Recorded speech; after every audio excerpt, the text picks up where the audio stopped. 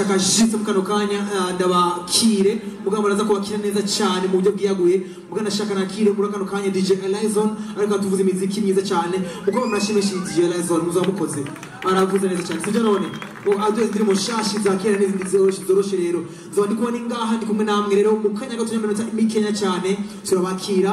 neza na neza sino abantu bamaze gushika na benshi mubwira bakiri muhira ati byamaze gutangura twatanguye kuva kera abantu bakeneye gufungura birahari Zion Beach yabiteguriye urakeneye kunywa birahari Zion Beach yabiteguriye nano mwicaye harateguye karibu kandi no munsi tariki 5 z'ukwezi kwa Kigarama reka nabakirire muri concert ya Ozana concert ya Benefit Beats nayibusa yuko dusaba ibintu bitandukanye akaba ari mu SMS mukwa mashimesha kuga SMS Sound of the Morning Star baringa bamaze gushika mu kibanza hakaba hariho rimvinga Victorious team ikaba ringaha baze kuba bari kumwe natwe kuri no munsi hakaba ari osi barinji dukura cyane maze imyaka myinshi cyane bakora akaba ari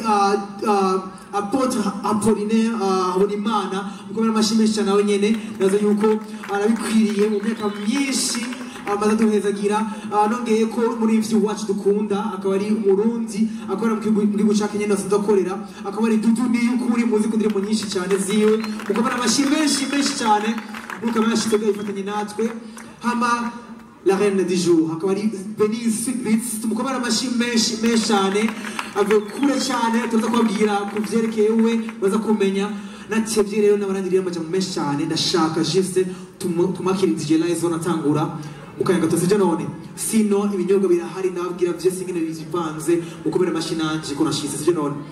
amashimwe cyane rero merci beaucoup toi DJ Elizon. Jesus, you love me too